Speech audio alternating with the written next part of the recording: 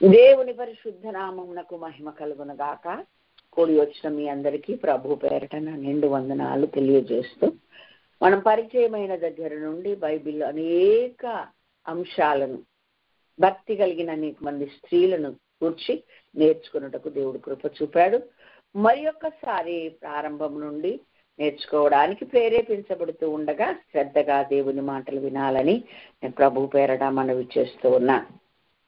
పదే పదే చెప్పడము, 2 సార్లు చెప్పినా 3 సార్లు చెప్పినా ఆ యొక్క దానిలో ఎంతో నిశ్చయంగా మనము అనుసరించాల్సి ఉంది, నెరవేరాల్సి ఉంది అన్న దైవ ఉద్దేశాన్ని మనం గ్రహించాలి. ఆదికాండము 2వ అధ్యాయం 7వ వచనం మనము చదువుకుంటే, దేవుడైన యెహోవా నేలమంటితో నరుని నిర్మించి వాని నాసికా రంధ్రములలో జీవవాయువును ఊదగా నరుడు జీవాత్మాయను. నరుడు ఎలా సృష్టించబడ్డాడు అనంటే, మంటిలో నుండి సృష్టించబడ్డాడు, మంటి చేత సృష్టించబడ్డాడు. సృష్టించబడినటువంటి ఈ నరునికి ఈ పోలికగా చేసిన ఇతనికి దేవుడంట నరులు అని పేరు పెట్టాడని కూడా 5వ అధ్యాయం 2వ వచనంలో వ్రాయబడి ఉంది. కాబట్టి ఈ నరుని ఎలా సృష్టించాడు ఆయన అంటే, నేల మంటితో నరుని సృష్టించాడు. దేవునికి మహిమ కలుగునుగాక. సృష్టించినటువంటి ఇతను మరి దేవుడు ఒక ఆజ్ఞ ఇస్తే ఒక మీరి అది చేయకుండా మరి చెయ్యకూడనిది చేసి అతను మహిమను పోగొట్టుకున్నాడని, దుష్టుడి మాట విని దేవుని రూపాన్ని పోలికను పోగొట్టుకున్నాడని మనకందరికీ తెలుసు, నేర్చుకున్నదే అసత్యం. అయితే ఎప్పుడైతే మంటి నుండి తీయబడిన ఇతను దేవుని మాటను మీరాడో, అక్కడ దేవుడు అంటున్నాడు 19వ వచనం 3:19లో, నీవు నేలకు తిరిగి చేరు వరకు నీ ముఖపు చెమట కార్చి ఆహారము తిందువు, ఏలయనగా నేల నుండి నీవు తీయబడితివి గనక నీవు మన్నే గనక తిరిగి మన్నైపోదు అని చెప్పాడు. మట్టి నుండి తీసి మహిమగా మార్చినటువంటి ఆ ఆదాము హవ్వలు మరలా మట్టి అయిపోయారు, మన్నుగా మారారు, నేల మంటిగా మారారు. అందరికీ తెలుసు ఎందుకో. కాబట్టి ఈ పూట దేవుడు మనలను ఈ మాటల చేత ఎందుకు హెచ్చరిస్తున్నాడు, ఏంటి అని ఒకంత మనము లోపలికి వెళ్ళి ఆలోచిద్దాం. మట్టి, అందుకే మరలా ప్రసంగి 12:7లో కూడా ఏమంటుందంటే, మన్నైనది వెనకటి వరనే మరలా భూమికి చేరును, ఆత్మ దాని దయచేసిన దేవుని వద్దకు పోవును. అంటే మహిమాత్మతో నింపబడినటువంటి మనిషి జీవాత్మ ఆయను అని రాయబడి ఉంది కండి. జీవించేవాడుగా, ఆత్మ కలిగిన వాడుగా, యుగ యుగాలు జీవించేవాడుగా, ఆయన పోలికలో ఆయన యొక్క స్వభావంలో చేస్తే ఆ యొక్క స్థాయిని పోగొట్టుకొని ఉట్టి మంటి మనిషిగా మిగిలిపోయాడు. ఆ సంగతి మనకు తెలుసు. ఈ మట్టి మనిషి ఎప్పుడైతే మరలా మట్టిగా మారడం జరుగుతుంది అని ఆ 19:3-19లో దేవుడు శపిస్తే, ప్రసంగి 12లో మళ్ళా స్థలంతో దేవుడు చెప్పిస్తున్నాడు, మన్నైనది వెనకటి వరనే మరలా భూమికి చేరును, ఆత్మ దాని దయచేసిన దేవుని వద్దకు పోను అన్నాడు. అంటే ఈ పూట మనము నేర్చుకోవాల్సింది ఏంటంటే, ఈ మట్టిని మరలా మహిమగా మార్చుటకు ప్రభువైన యేసుక్రీస్తు నరావతారిగా దిగి వచ్చాడు. ఆ సంగతి మనందరికీ తెలుసు. అయితే మనం ఏం జ్ఞాపకం చేసుకోవాలి? కీర్తనలు 22:6లో చెప్తున్నాడు, అయ్యా నేను మంటి పురుగును అంటారు.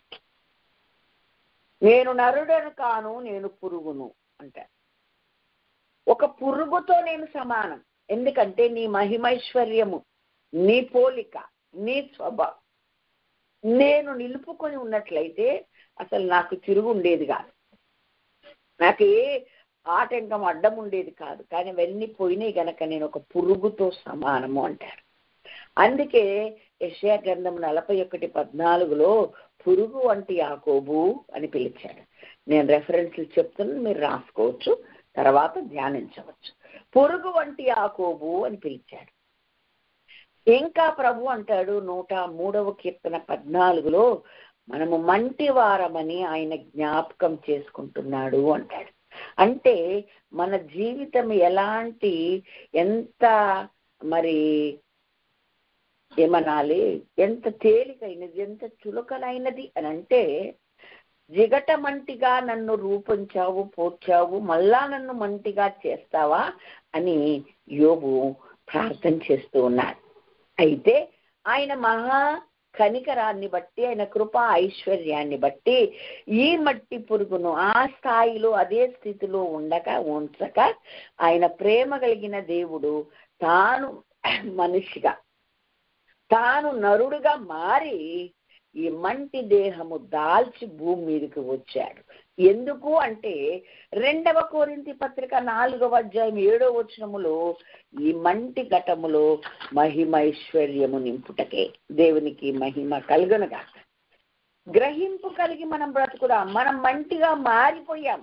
అయితే రక్షించబడిన వారందరూ కూడా ఇప్పుడు మంటి కాదు, ఈ మంటి ఘటాల్లో మహిమైశ్వర్యముతో నింపబడిన వారుగా దేవుని ఎదుట కనబడుతూ ఉన్నారు. నిజంగా మంటి పురుగులతో సమానమే, పురుగు వంటి యాకోబులమే. మనం మంటి వారమని నిత్యమైన జ్ఞాపకం చేసుకుంటున్నారు. అయ్యా దయచేసి ఒకడు జున్ను పేరబెట్టినట్టుగా జిగట మంటితో నన్ను చేశావు, మట్టిగా మళ్ళా నన్ను మార్చకయ్యా అని అన్నిటికంటే ముందుగా వ్రాయబడిన గ్రంథమైన యోబు గ్రంథములో ప్రవచన రీతిగా అక్కడ రాశాడు. అయినా మానవుడిని ప్రేమతో దేవుడు చేసుకున్నాడు, తన పోలికలో, తన ఏర్పాట్లు, తన స్వభావంలో. కనుక మరలా మట్టిగా ఉంచడం ఆయనకి ఇష్టం లేదు. అందుకే ఆయనే మహిమైశ్వర్యమును నింపడానికి ఆయన మట్టి శరీరము దాల్చుకోవలసి వచ్చింది అన్న సంగతి మనందరికీ తెలుసు. దానికి రెఫరెన్స్ కూడా మీకు తెలుసు అనుకుంటా. ఫిలిప్పీలకు రాసిన పత్రిక 2వ అధ్యాయం 6 నుండి 8 వరకు మనము చదువుకుంటే అక్కడ చక్కగా వ్రాయబడి ఉంది. రిక్తుడుగా వచ్చాడు, దీన శరీరము దాల్చి వచ్చాడు. అందుకే మళ్ళా 3:21లో మనకు అభయం ఇస్తూ ఏమని చెప్తాడు అదే ఫిలిప్పీ పత్రికలో, ఏ దీన శరీరమును తన మహిమగల శరీరమునకు సమరూపముగా కలదిగా మార్చడానికి ఆయన సమర్థుడు, ఆయన శక్తిమంతుడు అంటాడు. వచ్చిందే అందుకొరకు. అయితే అది పరలోకములోనే ఉండి ఒక మాట సెలవిస్తే జరిగేది కాదని మనందరం గ్రహించాలి. దానికి ఒక పెద్ద ప్రక్రియ జరిగించాలి. ఆయనే రావాలి, ఆయన మహిమనంతా వదిలి రావాలి, రిక్తుడుగా రావాలి, తన్ను తాను తగ్గించుకోవాలి, తండ్రి చిత్తం నెరవేర్చి తండ్రికి మనము దూరంగా ఉన్న స్థితి నుండి విడిపించి ఉభయులను ఏకము చేసి సమాధానపరిచి ఈ మట్టి శరీరమును మహిమగల శరీరముగా మార్చుటకు, మునుపటి రూపమిచ్చుటకు, మునుపటి స్వభావం ఇచ్చుటకు, ప్రారంభంలో ఏ ఉద్దేశముతో ఏ ప్రణాళికలో ఆయన చేశాడో ఆ స్థాయికి మనలను తీసుకొచ్చుటకు ప్రేమ కలిగిన దేవుడు నరావతారిగా భూమి మీదకి వచ్చి ఈ శరీరాన్ని, మట్టి శరీరాన్ని ఆయన దాల్చి ఆ మట్టి శరీరమునకు శిక్ష విధించుకొని మరణములోనికి వెళ్ళి మరణాన్ని జయించి మనకు జీవాన్ని ప్రసాదించిన గొప్ప దేవుడు మన దేవుడు. అందుకే ఏమని చెప్తుంది దీనిని గూర్చి 1 కొరింథీ పత్రిక 15వ అధ్యాయం చక్కగా మనకు తెలియచేస్తుంది. ఏమని ఇక్కడ మనము చదువుకుందాం. 15వ అధ్యాయం 47 నుండి 49 వరకు నేను చదువుతా. మొదటి మనుషుడు భూ సంబంధి అయి మంటి నుండి పుట్టినవాడు, 2వ మనుషుడు పరలోకమును వచ్చినవాడు. మంటి నుండి పుట్టినవాడు ఎట్టివాడు, మంటి నుండి పుట్టినవారును అట్టివారే. పరలోక సంబంధి ఎట్టివాడు, పరలోక సంబంధులను అట్టివారే. మరియు మనము మంటి నుండి పుట్టిన వాని పోలికను ధరించిన ప్రకారం పరలోక సంబంధి పోలికయు ధరించము అన్నాడు. ఓ హల్లెలూయా, హల్లెలూయా. కాబట్టి దేవుడు వచ్చింది మట్టిగా, మహిమ మట్టిగా మారితే ముందు మట్టిగానే చేశాడు. నాసికారంధ్రములు ఆయన జీవవాయువును ఊస్తే మా జీవాత్మ అయ్యాడు.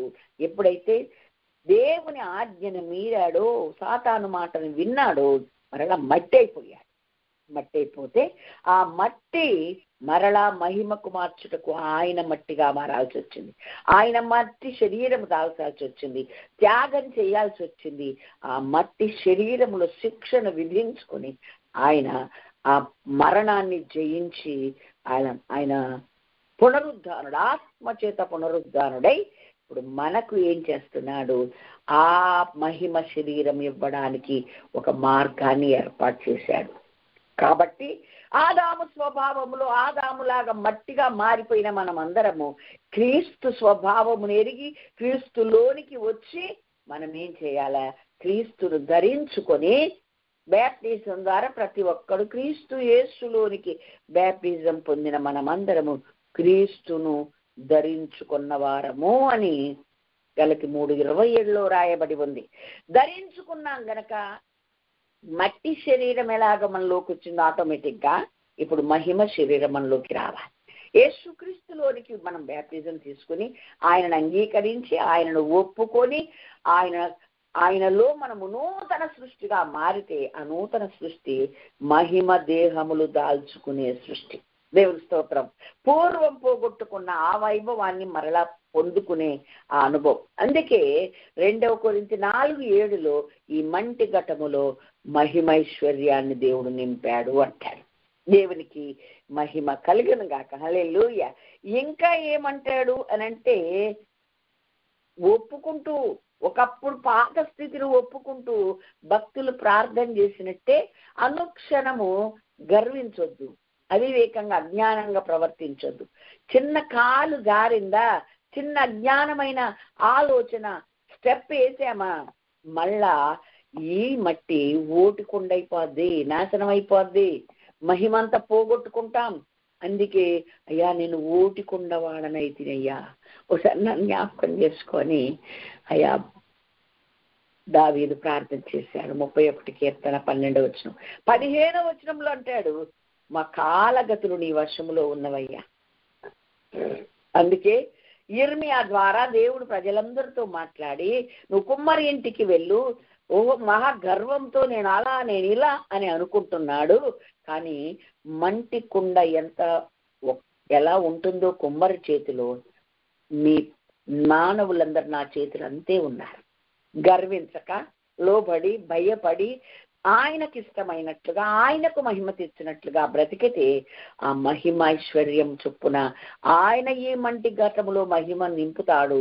మన దీన శరీరమును మట్టి శరీరమును మహిమకు మరలా మార్చగల దేవుడని మన జ్ఞాపకం చేస్తాం.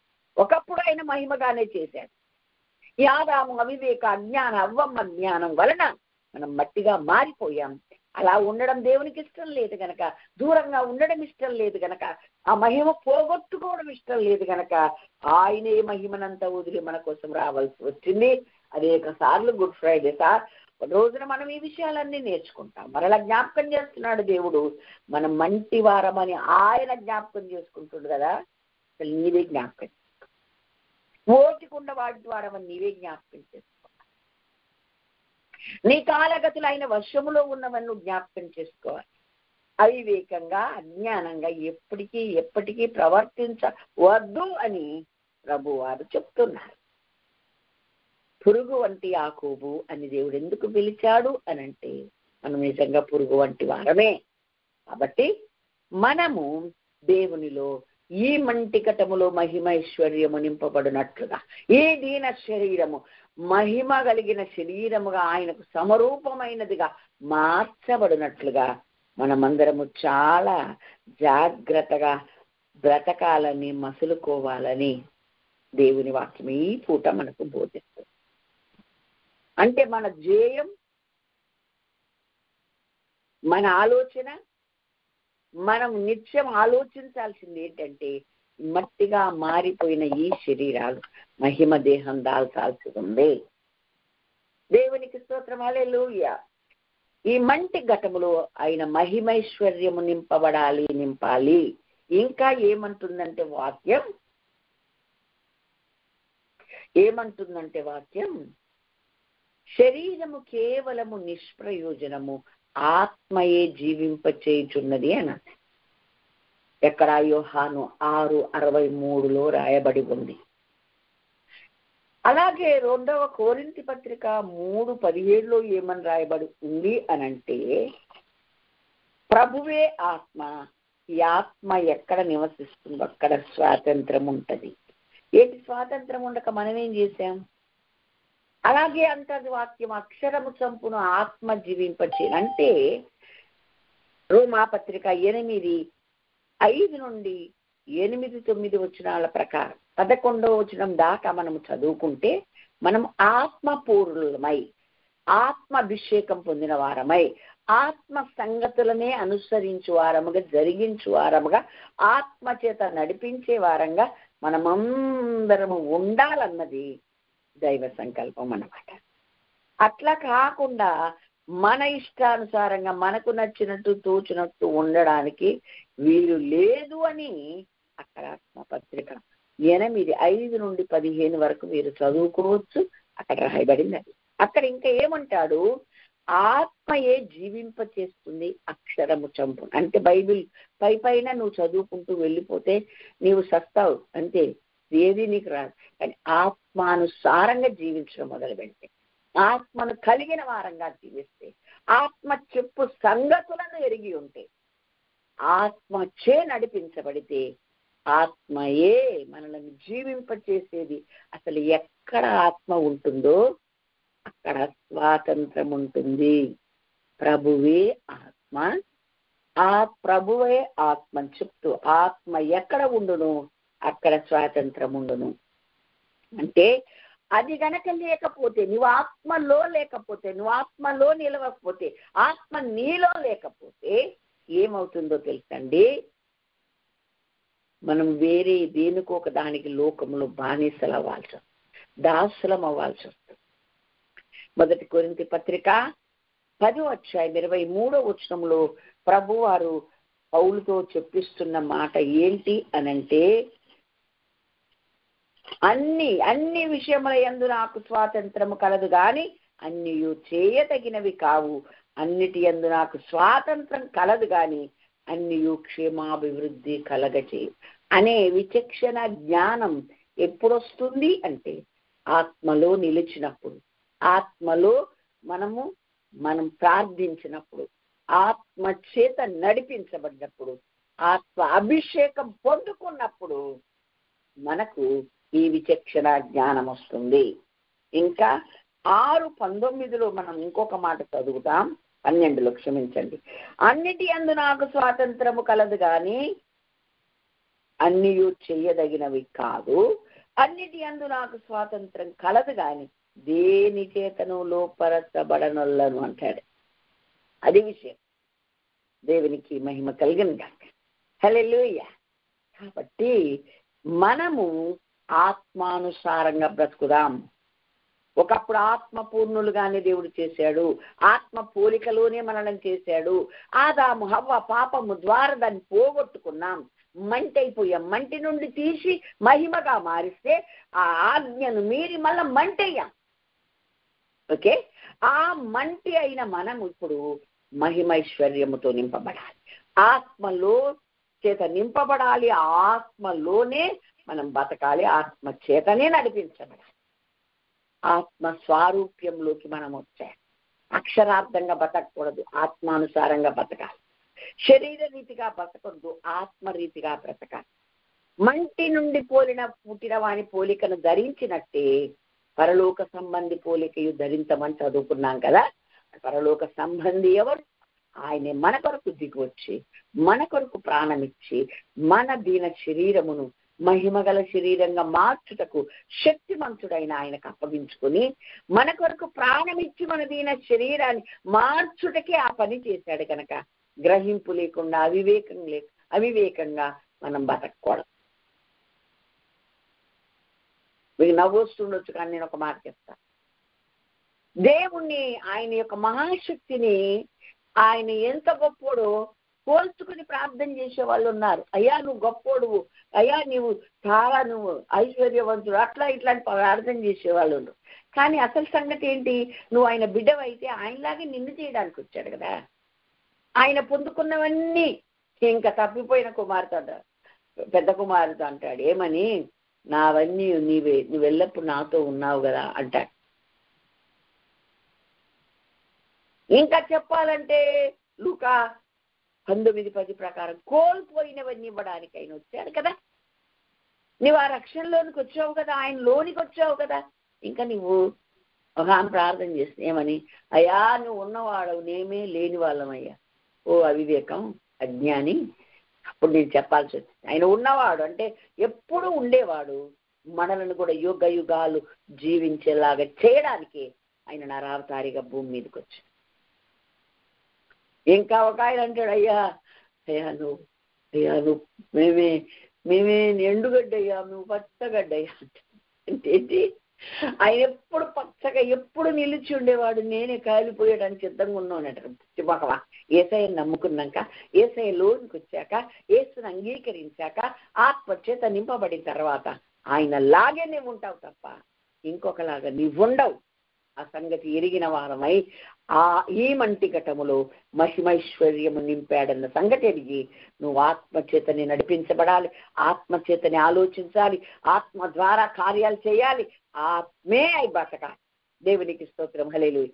శరీరం బతికితే అది కేవలము నిష్ప్రయోజనం అంటాడు. ఈ మంటి గుడారములో మహిమైశ్వర్యంతో నింపడమే కాదు, ఈ గుడారమును వదిలి మరొక నివాసం అనగా శాశ్వతమైన నివాసాన్ని పరలోకమందు దేవుడు నిత్యమైనది మనకున్నది, దాన్ని ధరించుకొనుటకే నేను ఆశపడుతున్నా, వేగిర పడుతున్నానని 2వ కొరింథీ పత్రిక 5వ అధ్యాయం 1వ వచనంలో రాస్తున్నాడు.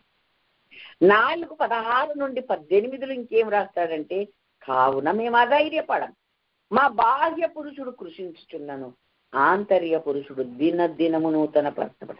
కృషించడం అంటే ఏంటండి? ఆత్మకు వ్యతిరేకంగా కృషించడం కాదండి. మట్టి కనుక రోజు రోజుకు బలహీనపడిపోద్ది, బలహీనతలు వస్తాయి. వయస్సు పెరుగుతున్న కొద్దీ వృద్ధాప్యపు ఛాయలు వస్తాయి. అప్పుడు ఆ యవనంలో ఉన్న బలం ఉండదు, అన్నీ అయిపోతాయి. మనకు ప్రసంగి 12 చదువుకుంటే తెలుస్తుంది. పళ్ళు ఊడిపోతాయి, బలం బాబ్ది, కాళ్ళు కనపడవు, అన్ని రాశాడు అక్కడ. ఏంటంటే ఒకడు నిత్యమైన ఉనికి పట్టుకు చేరుతున్నాడు అని. కరెక్టే, అవి వస్తే కూడా అవి శరీరానికి వస్తున్నాయి. అందుకని ఇక్కడ రాశాడు, నా బాహ్య పురుషుడు కృషించుచున్నాను, ఆంతర్య పురుషుడు దినదినము నూతన పరచబడ. హల్లెలూయా. నీ ఆత్మ జీవము గలదిగా దినదినము నూతన పరచబడుతూ రెప్పపాటున ఆ మహిమ రూపమును దాల్చి పరలోకం వెళ్ళే స్థాయిలో నువ్వు సిద్ధపడాలి. మంటిలోనే ఉండాలి, మంటి శరీరంలోనే ఉండి ఆ మహిమైశ్వర్యమును దేవుడు నీకు ఎందుకు ఇచ్చాడు అనంటే, ఇలా నువ్వు దినదినము నూతన పరచబడుతూ మారుతూ ఆయన రూపంలోకి మార్చబడాలి. ఆయన ఆత్మ చేత మరణాన్ని జయించి లేచాడు కదండి. మృతులలో నుండి లేపిన వాని ఆత్మ మనలో నివసించలా మనము కూడా లేపబడతాము అని రోమా 8:11 రాయబడి ఉంది. కాబట్టి ఆ ఆత్మ చేతని నింపబడాలి, మరి లేపబడతాం, ఆ తర్వాత నడిపించబడాలి. అబ్బా తండ్రి అని మొరపెట్టేది కూడా ఆత్మలో ఉండే ప్రార్థన. లేకుంటే శరీరంతో ప్రార్థన చేస్తే నాకు అది లేదు ఇది లేదని శరీర సంబంధమైనవే అడుగుతావు ఎప్పుడు. అందుకే దేవుడు అదొద్దు మనకు, అవన్నీ నీకు ఇస్తలే, భూమి మీద ఉన్నావు కదా, నాకు తెలుసు కదా, నేను ఇస్తా. కానీ నువ్వు అడిగేది ఆత్మ సంబంధమైన విషయాలు, ఆత్మలో బలపడుట కొరకు, ఆత్మలో ఎదుగుట కొరకు, ఆత్మ శరీరము దాల్చుకొని పరలోకము రెప్ప పాటున మార్పు చెంది వెళ్ళుటకు ఆయన కలుసుకున్నటకు ఈ దీన శరీరం మహిమగల శరీరముగా మార్చబడడానికి నీవు ఈ మత్స్యమైన శరీరంలో ఉండగానే నువ్వు ప్రయాసపడాలి. అక్షరం ప్రకారంగా జీవించొద్దు, ఆత్మలో జీవించాలి, ఆత్మను కలిగి జీవించాలి. ఆత్మయే నేను జీవింపచ్చేది, నీ మీద ఆధిపత్యం చేసేది, నేను నడిపించేది, నీకు ఆలోచన చెప్పేది ఆత్మయి ఉండాలి, శరీరం కాదు. శరీరము అనుసారంగా జీవిస్తే మరి మరణం పొందుతామని వాక్యం. శరీరము కేవలము నిష్ప్రయోజనం అని చెప్పు. ఈ శరీరములో ఉండగానే దీనిపైన మహిమ శరీరము దాల్చుకున్నటకు తగిన సిద్ధపాటు మనకు ఉండాలి. మనం మంటి వారమని ఆయన జ్ఞాపకం చేసుకోవడం కాదు, నువ్వు జ్ఞాపకం చేసుకోవాలి, నేను జ్ఞాపకం చేసుకోవాలి. నిత్యము ఈ మంటి శరీరమునకు మహిమైశ్వర్యం కలిగినట్లుగా ఆ దిశగా మనం అడుగులు వేయాలి. మేము దృశ్యమైన వాటిని చూడక అదృశ్యమైన వాటినే నిదానించి చూస్తున్నాం గనక క్షణమాత్రముండు మా చులకని శ్రమ మా కొరకు అంతకంతకు ఎక్కువగా నిత్యమైన మహిమాభారమును మాకు కలగచేస్తుంది అంటూ, ఏలయనగా దృశ్యమైనవి అనిత్యములు, అదృశ్యమైనవి నిత్యములు. ఏవేం కనబడుతుందో అవన్నీ అనిత్యములు, ఏవేవి కనబట్టలేదు అవి నిత్యం. దేవునికి స్తోత్రం. హల్లెలూయా. యేసయ్య నిత్యం, పరలోకం నిత్యం, పరలోకంలో ఉండే సమస్తము నిత్యం. అవన్నీ పరలోక పెద్దలు నిత్యం, అక్కడికి వెళ్ళిన వారు నిత్యం. హల్లెలూయా. అదే నిత్యం ఉంటుంది. అక్కడ ఆత్మ నిత్యంగా ఉంటుంది. శరీరం కనబడుతుంది, ఇది ఉండదు. ఇలాగా జ్ఞానము కలిగి గ్రహింపు కలిగి మనము మహిమైశ్వర్యంతో నింపబడి మహిమలోకి మార్చబడినట్లుగా మనమందమే ఎదగాల్సిన అవసరం ఎంతైనా ఉంది అని దేవుని వాక్యం మనకు నేర్పిస్తూ ఉంది. ఎలా సాధ్యమండి అంటే 15 కొరింథీ 50 నుండి 53 వరకు మనం చదివితే, సహోదరులారా నేను చెప్పున్నది ఏమనగా, రక్త మాంసములు దేవుని రాజ్యమును స్వతంత్రించుకున్న నేర క్షయతను స్వతంత్రించుకొనదు. ఇదిగో మీకు ఒక మర్మం తెలుపుచున్నాను, మనమందరము నిద్రించము గాని ఒక్క రెప్ప పాటున కడబూర మ్రోగ గాని మనమందరము మార్పు పొందుతుంది. బూరమురుగును, అప్పుడు మృతులు అక్షయులుగా లేపబడదు. మనము మార్పు పొందుదుము. క్షయమైన ఈ శరీరము అక్షయతను ధరించుకుంటుంది, మర్త్యమైన ఈ శరీరం అమర్త్యతను ధరించుకుంటుంది. దేవునికి స్తోత్రం. హల్లెలూయా. కాబట్టి ఆ రోజు కొరకు ఎదురు చూస్తూ ఆత్మచేతని నడిపింపబడుతూ ఆత్మని కలిగిన వారంగా బ్రతుకుతూ ఆత్మచేతని ఆలోచింపబడుతూ ఆత్మ ద్వారా ప్రార్థిస్తూ మొత్తం ఆత్మే జీవింపచేస్తుంది కనుక ఆత్మే స్వాతంత్రాన్ని ఇస్తుంది. దేనికి బానిసగా చేయదు, దేనికి లోబడేలా చేయదు కనుక ఆ అభిషేకం ఆ ఆత్మను కలిగిన వారంగా ఉందా. మనల్ని చేసింది ప్రభు అలాగే. ఫస్ట్ మంటితో చేశాడు, ఆయన ఊపిరిని ఊదగా నరుడు జీవాత్మ అయ్యాడు. కానీ అవివేక అజ్ఞానమైన దైవ ఆజ్ఞను ఉల్లంఘించిన వారిరువురు కూడా మరలా మట్టిగా మారిపోయారు. ఈ బట్టి మరలా మహిమైశ్వర్యంతో నింపబడే రోజు కొరకే, ఆ కార్యం జరుగుట కొరకే మహిమలో ఉన్న తండ్రి మట్టిగా మారాడు. నన్ను ప్రేమించు. దేవునికి మహిమ కలుగును. ఆయన మహిమగా బ్రతుకుతున్న ఆయన మట్టి రూపం దాల్చాల్సిన అవసరం లేదు. కేవలము నిన్ను నన్ను ప్రేమించి మనము మంటి వారమని ఆయన జ్ఞాపకం చేస్తున్నాడట. ఓటికుండ వంటి వాడమని జ్ఞాపకం చేసుకున్నాడట. క్షణమాత్రం కుమ్మరి చేతిలో పగిలిపోయే కుండలాంటి వారమని జ్ఞాపకం చేస్తున్నాడట. పురుగు వంటి యాకోబు అని పిలిచాడు. అవును, నువ్వు పురుగు వంటి వాడవి, క్షణములో నశించిపోయే వాడవే. అందుకే నిన్ను జ్ఞాపకం చేసుకుని తిరిగి నిన్ను మహిమగా మార్చుటకు, నిత్యత్వంలో ఉంచుటకు, నాలాగా మార్చుటకు నిన్ను దిగొచ్చాను అంటాడు. దేవునికి స్తోత్రం. హల్లెలూయా. 2 కొరింథీ 3:17 కింది 18 నేను చదువుతాను.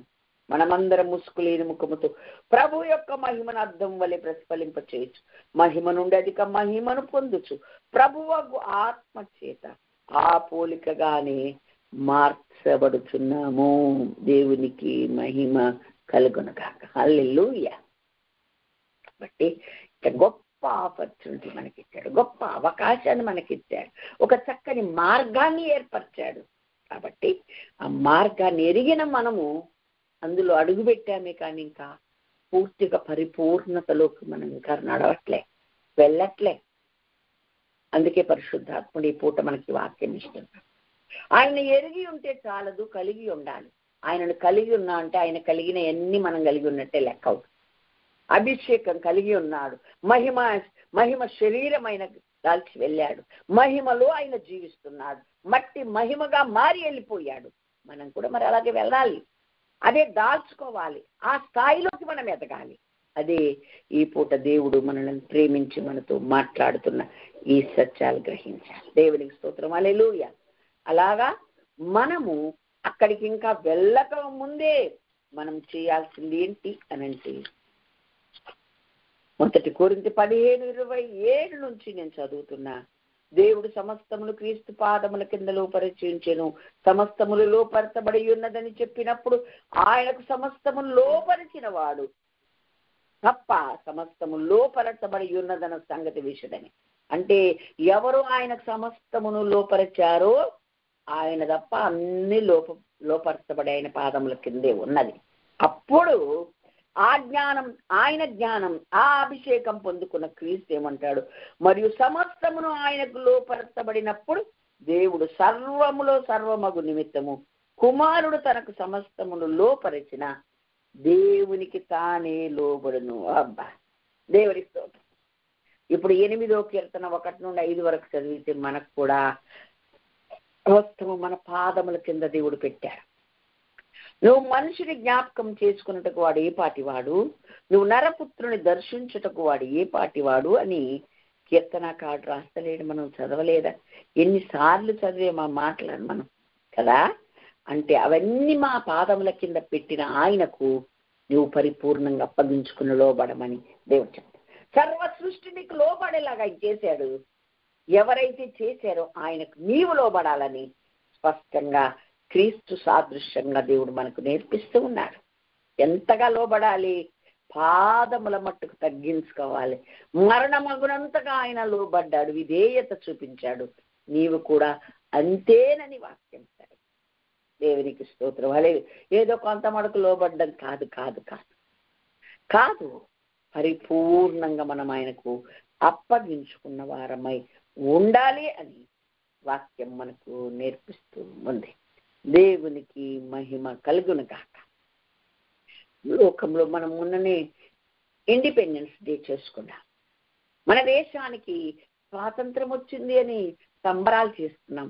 79వ స్వాతంత్ర దిన వేడుకలు జరుపుకున్నాం. ఎక్కడున్నా సరే ఇండియన్స్ కి ఆ విషయం మర్చిపోరు, గుర్తుంటది. అయితే నేనంట, దేశానికి స్వాతంత్రం వచ్చింది కానీ మనిషికి రాలే. భక్తుడు గురజాడ మరి ఎవరో ఒక కవి అన్నాడు కదా, దేశం అంటే మట్టి కాదు, దేశం అంటే మనుషులు అని. మరి మనుషులకు ఎక్కడ స్వాతంత్రం వచ్చిందండి? 200 సంవత్సరాలు ఏలినటువంటి బ్రిటిష్ సామ్రాజ్యం నుండి మనకు విడుదల వచ్చిందేమో కానీ ప్రతి మనిషి దేనికో దానికి బానిసనే, దాసుడే. ఆ స్థితి నుండి విడిపించబడితే తప్ప ఆత్మలో స్వాతంత్రంగా మనం బతకలేమని ఈ పూట దేవుడు మనకు తేటగా బోధిస్తూ ఉన్నాడు. సమస్తమును నీ పాదముల కింద పెట్టడానికి ఇష్టపడిన ఆ దేవునికి నీవి పూర్తిగా లొంగిపో, లోబడు అని చెప్పాను. దేవునికి మహిమ కలుగును గాక. నీవిక వెనక ముందు చూసుకోవద్దు. ఆయన నీకు అన్ని లోపరిచని నీ పాదాల కింద పెట్టాడు. ఆయన తండ్రి తన పాదాల కింద సమస్తమును అప్పగిస్తే క్రీస్తట ఆయన పూర్తిగా ఆయనకు లోపడ్డాడు.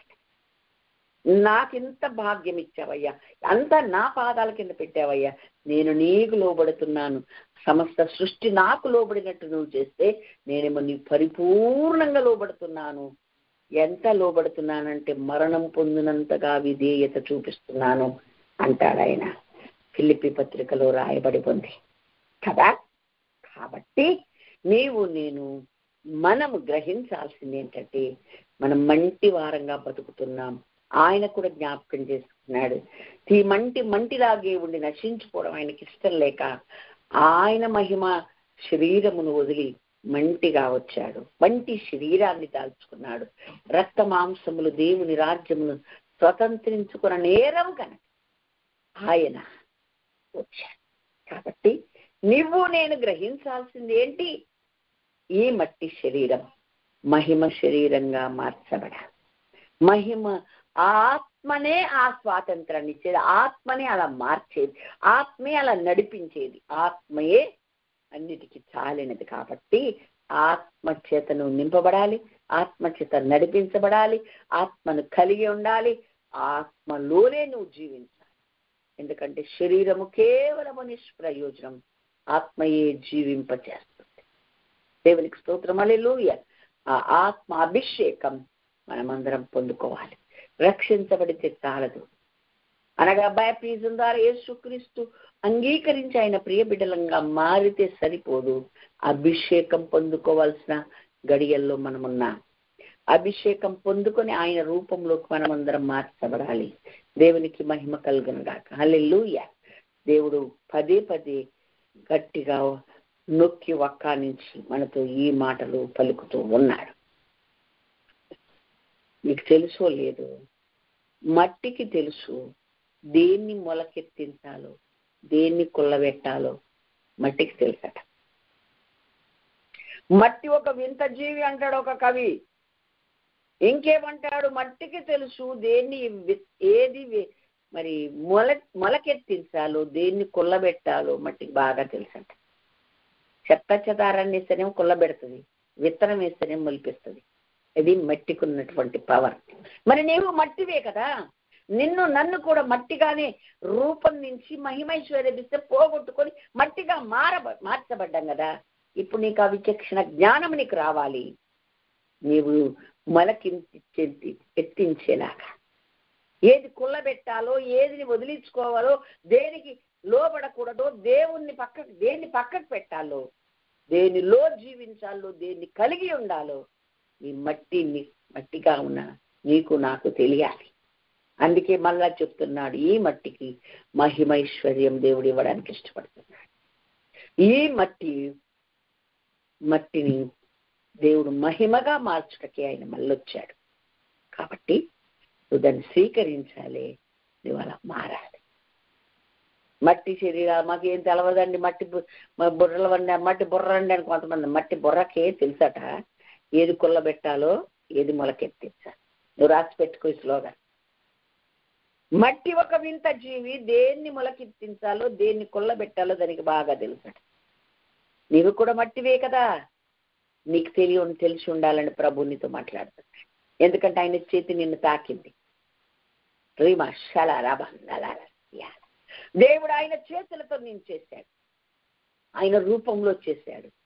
దుష్టుడైన సాతాను శోధనలో చిక్కి వాళ్ళిద్దరు అదంతా పోగొట్టుకుంటే అది ఇప్పుడు ఆదాము యొక్క పాపం నేలుతూ ఉన్న కాలంలో ఆయన దిగొచ్చాడు. ఇప్పుడు దిగివచ్చి కూడా 2025 సంవత్సరాలుగా తెచ్చుకోవాలి. ఏ సంవత్సరం నువ్వు అంగీకరించావో, ఏ కాలాన్ని ఆయన తెలుసుకున్నావో అదంతా ముఖ్యం కాదు. ఇప్పటికీ ఆయన రాకడ వచ్చే దినానికి నీవే స్థాయిలో ఉన్నావు, ఏ స్థితిలో ఉన్నావు. దినము ఈ మంటి శరీరం మహిమ శరీరముగా మార్చబడవలసి ఉంది. బాహ్య పురుషుడు కృషిస్తున్నను, అంతరంగ పురుషుడు దినదినము నూతన పరచబడాలి. అదృశ్యమైన వాటిని చూడక దృశ్యమైన వాటిని చూడక అదృశ్యమైన వాటిని నిదానించి సూచు స్థాయిలోకి నువ్వు వెతకాలి. అదే మట్టికి తెలుసు దేన్ని కొల్లబెట్టాలో, దేవుని మొలకెత్తించాలో అన్న మాటకు అర్థం. దేనిపై మనస్సు పెట్టకూడదు, దేనిపై మనస్సు పెట్టాలో నీకు తెలియాలి. ఇంకా వివరంగా అర్థం కావట్లేదని దేవుడు ఒక మాట రాశాడండి. ఎక్కడంటే ఫిలిప్పీలకు రాసిన పత్రిక 4:8 రాశాడు.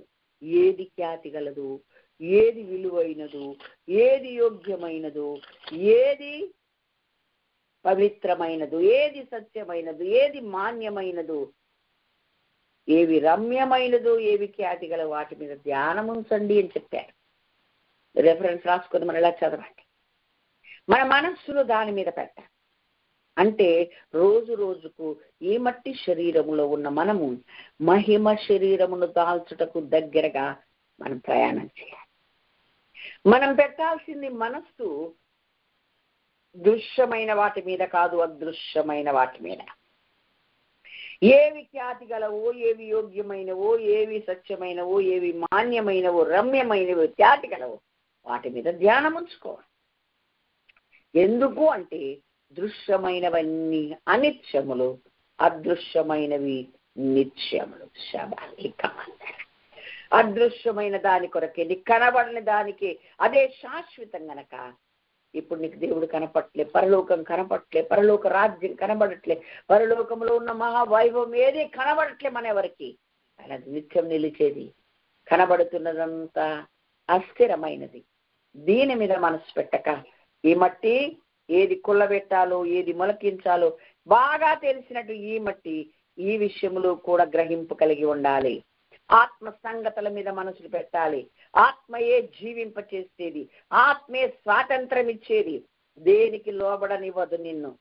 దేనిని అన్నిటిలో పరుచుకుంటుంది తన పాదాల కింది, కానీ దేనికి లోబడదు. స్వాతంత్రములు బతుకుతున్న మనము అన్ని చేయదగినవి కాదు అని గుర్తుపెట్టుకోవాలి. దేవునికి మహిమ కలుగును గాక. దేని చేత లోపరచబడనొల్లను అన్న సంగతి స్థిరంగా మన మనసులో నిలిచిపోవాలి. మంటివారమైన మన్నలను ఇలాగే ఉండడం ఇష్టం లేక రక్తమాంసాలు దేవుని రాజ్యం చేరవు గనక మహిమైశ్వర్యంతో నింపుటకే ఆయన మన కొరకు దిగి వచ్చిన గొప్ప దేవుడు, ప్రేమగల దేవుడు, దయగలిగిన దేవుడు. హల్లెలూయా. కనుక ఆయనలోకి మనమంతా మారుతాం, ఆయనలాగా మారిపోతాం. అలా మారాలంటే నిత్యం ఆత్మ సంగతులే ఆలోచించాలి, ఆత్మ చేత నడిపించబడాలి, ఆత్మను కలిగిన వారంగా ఉండాలి. ప్రార్థిస్తే అబ్బా తండ్రి అని ఆత్మ చేతనే ప్రార్థన చేయగలగాలి. యుక్తముగా మీకు ప్రార్థించటం ఎలాగో తెలియదు, కానీ ఆ ఆత్మ తానే 8:26 అంటాడు, ఉచ్చరింప శక్యము కాని మూలుగులతో ఆ ఆత్మ తానే మన పక్షంగా విజ్ఞాపన చేస్తాడు. ఆ ఆత్మను కలిగి ఉంటే కదా మనలో నుండి ప్రార్థన చేయడానికి. ఆత్మ ఎక్కడో ఉంటే కుదరదు, నీలో ఉండాలి, నీతో ఉండాలి. అది మనకు ప్రతి ఒక్కరికి దేవుడు చెప్పాడు. ప్రతి ఒక్కరు మట్టిగా మారిపోయాం కదా. మహిమైశ్వర్యం నింపడానికి, ఆ ఆత్మలో కలిగి జీవించడానికి, ఆత్మలోనే బతకడానికి, ఆత్మ చేతనే నడిపించబడడానికి దేవుడు దిగొచ్చాడు. ఆ కార్యం చేసి సంపూర్తి చేసి వెళ్ళిపోయాడు. నీకు ఈ మట్టికి మహిమైశ్వర్యమును నింపడానికి ఇష్టపడుతున్నాడు. ఈ మట్టిని మా ఆయన శరీరమునకు సమరూపం గలదాగా మార్చడానికి ఇష్టపడుతున్నాడు. ఈ మట్టిని ఆయన పోలికలోకి మార్చడానికి ఇష్టపడుతున్నాడు. ఆయన మహిమలో ఉన్నాడు, మహిమై ఉన్నాడు. నీవు నేను కూడా అలా మార్చబడడానికి అటువైపే అడుగులు వేయాలి. ఆ ధ్యాసలోనే బతకాలి, అదే కలిగి ఉండాలి. తప్పకుండా దేవుడు మనందరినీ ఆయన రూపంలోకి మార్చగలుగుతాడు. దేవునికి స్తోత్రం. హల్లెలూయా. ఆయన నిత్యం జ్ఞాపకం చేసుకుంటుండు మనం మంటి వారమే. అపోస్తలులు క్షమించండి, మన దావీదు అన్నాడు, అయ్యా నేను పురుగునయ్యా, నరుడని కాదయ్యా, అంతే అంతగా మారిపోయాను, నేను అంతగా హీనమయ్యాను అంటే దేవుడు అంటాడు, పురుగు వంటి యాకోబు, నేను నిన్ను గండ్రగొడ్డలిగా చేస్తాను, కక్కులు పెట్టే కొడవలిగా నేను చేస్తాను. నువ్వు మామూలుగా నువ్వు పురుగువే, కానీ నువ్వు నా చేతిలో పడితే, నాకు అప్పగించుకుంటే, నన్ను అంగీకరిస్తే నేను అలా నిన్ను మార్చేస్తానని ప్రేమ గల దేవుడు మనందరితో మాట్లాడుతాం. అందుకని అడుగు వారికి ఎంతో నిశ్చయముగా ఆయన తన ఆత్మను అనుగ్రహించును అని వాక్యం సెలవిస్తుంది. 11:13 ఆ మాట రాస్తాయి. కాబట్టి అడుగుదాం, అభిషేకించబడదాం, ఆత్మతోనూ అగ్నితోనూ మనం బ్యాప్టిజం తీసుకోవాలి. ఈ రోజుల్లో మనం బతుకుతున్నాం. ఇక కాలం బహు కొంచెముగా ఉంది, వచ్చుచున్నవాడు ఆలస్యం చేయకవచ్చునని ఫిబ్రవరి 10:30 రాయబడి ఉంది. దేవునికి స్తోత్రం. హల్లెలూయా. విడుదల సమీపించింది గనక మీ తలలు ఎత్తుకోండి అని చెప్పాడు. కాలాంతములో మనం బతుకుతున్నాం, సూచనలన్నీ జరుగుతున్నాయి. నోవహు దినాల్లాగా ఈ దినాలు ఉంటాయి అన్నాడు, లోతు దినాల్లాగా ఈ దినాలు ఉంటాయి అన్నాడు. మనుష్య కుమారుడు త్వరగా భూమి మీదకి రాబోతుండగా సిద్ధపాటు కలిగిన వారమే, ఎత్తబడే వారంగా ఈ విషయాలన్నీ ప్రభు మనకు చెప్పినందుకు లోబడి భయపడి ఆ రూపంలోకి మారుతాం. మరలా జ్ఞాపకం చేసుకున్నాం. ఆదికాండం 1-2 అధ్యాయంలోనే ఈ యొక్క ప్రణాళికను దేవుడు రక్షించి పెట్టాడు. మట్టి శరీరాన్ని మహిమకు అక్కడే మార్చేశాడు. పోగొట్టుకుంటే మరలా ఆయన దిగొచ్చాడు. ఇప్పుడు మారాల్సిన డ్యూటీ నీ మీద నా మీద ఉంది. అందుకే నేను చెప్పాను, మట్టికి తెలుసు దేన్ని కొల్లబెట్టాలో, దేన్ని మొలకెత్తించాలో, దేన్ని స్వీకరించాలో, దేన్ని పక్కకు పెట్టాలో, దేనికి లోబడాలో, ఏదిదా లోబడకూడదో ఈ మట్టికి తెలుసు. నాకేం తెలియదండి అంటట్లేదు. ఓ హల్లెలూయా.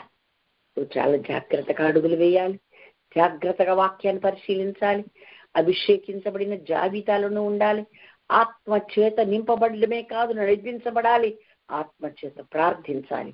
ఆ ఆత్మనే కలిగి ఉంటే మనము దేవుణ్ణి లేపిన వాని ఆత్మ మనల్ని కూడా లేపుతుంది అని రోమా 8:11 ఉంది. మృతులలో ఉండి యేసును లేపిన వాని ఆత్మ మీలో నివసించినడలా మృతులలో ఉండి క్రీస్తు యేసును లేపిన వాడు చావునకు లోనైన మీ శరీరమును కూడా మీలో నివసించుతున్న తన ఆత్మ ద్వారా జీవింపచేయును. హల్లెలూయా. చేసిందే జీవించే ప్రాణిగా చేశాడు. ఆయన జీవింపచేసే ప్రాణి, మనము జీవించే ప్రాణం. ఆయన చేత యుగ యుగాలు జీవించే వారమే, ఆత్మ అనుభవం కలిగిన వారమే, ఆత్మ లక్షణాలు ఆత్మను కలిగిన వారమే ఈ లోకంలో తన మహిమ కొరకు మనమందరం బ్రతుకుదాం. తప్పకుండా అట్టి కృపా దేవుడు మనందరికి అనుగ్రహిస్తాడు. దేనికి లోపడకూడదు, దేని చేత లోపరచబడకూడదు. మనకున్న స్వాతంత్రం ప్రభు మహిమ కొరకు మనం వాడాలి. ఆత్మను కలిగి ఉంటే దేనికి బందీగా చేయదట. శరీరం కేవలము నిష్ప్రయోజనం, ఆత్మయే జీవింపచేస్తున్నాడు.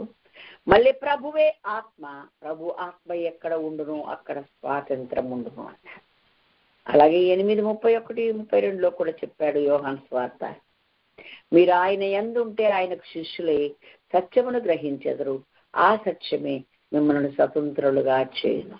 సత్యం అంటే క్రీస్తు, సత్యం అంటే యేసయ్య. అంటే ఆ సత్యమైన ఆ ఆత్మ అయిన ఆయన మనలను సర్వస్వతంత్రులుగా చేస్తాడు. అటు కృప మనం పొందుకుందాం. మనము పొందుకోవలసిన, మనం నడవలసిన విధానం, మహిమ రూపంలోకి మార్చబడే విధానం క్షుణ్ణంగా దేవుడు మనకు నేర్పించాడు.